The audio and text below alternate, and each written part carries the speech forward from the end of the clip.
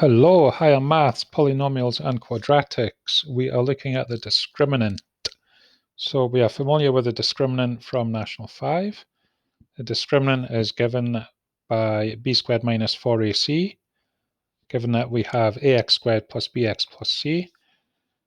So this is part of the quadratic formula that you may remember from National 5, which determines the number of real roots of the equation ax squared plus bx plus c equals 0. So if b squared minus 4ac is greater than 0, the roots are real and equal, or real and distinct. What does that mean? That means that if we sketch the parabola would cross the x-axis at two distinct, different points.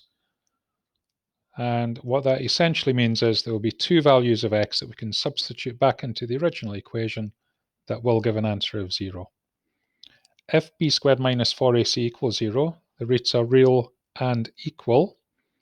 So if we're sketching a parabola, it's going to come down, it's just going to touch and then start to rise again. So the statement should be two real and equal roots. Two real and equal roots. That is a statement we should be making. And if b squared minus 4ac is less than 0, the roots are not real. The parabola will not cross the x-axis. And that means there will not be any values of x that we could substitute into the original equation that will give an answer of 0. So let's have a look at a few examples. Example 1, find the nature of the roots of 9x squared plus 24x plus 16 equals 0. So we have b squared minus 4ac. So we substitute in and we get an answer of 0. So then we make our statement, b squared minus 4ac equals 0.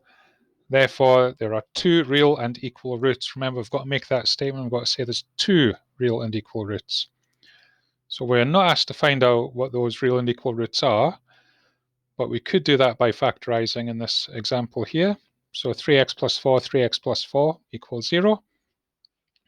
So if 3x plus 4 equals 0, x would equal negative 4/3. So we could sketch that parabola. It would have an x-intercept of negative 4/3. It would be a repeated root, we'd get the same answer twice.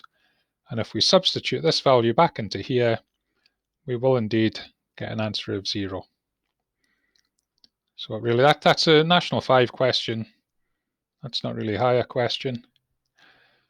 Question number 2 is kind of bridging the gap between a National 5 and a higher question. So it could occur in either. And higher, it would be more likely to be part of a question, whereas at National 5, it would be a question on its own. So find the values of q such that 6x squared plus 12x plus q equals 0 has real roots. So we're not looking for real and equal, we're not looking for real and distinct roots, we are just looking for real roots. So we must include both of those in this question. So we're not looking greater than 0, we're not looking equal to 0, we're looking at both at the same time. So our statement would be, for real roots, b squared minus 4ac is greater than or equal to 0. So now substitute in our values of a, b, and c.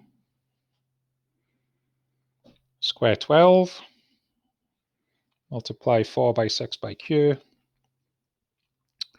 Now at this point, I would prefer you to add 24q to both sides of the inequality. And then we can just divide through by 24 after that and get the value of q. The reason why I prefer that you do it that way is you don't need to remember you need to flip the signs over if you're dividing through by a negative for an inequality question, because that can lead to problems. Okay, so I prefer at this stage add 24q to both sides. Question number 3, essentially the same as number 2. Find the range of values of k for which this equation has no real roots. So again, guys, make our statement, no real roots, b squared minus 4ac is less than 0. Substitute in our values.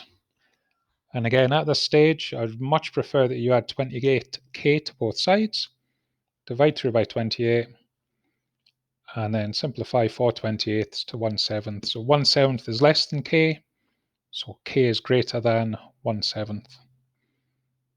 Again, if you're going to do it a slightly different way, make sure you remember you need to flip the inequality sign around when you're dividing by a negative number.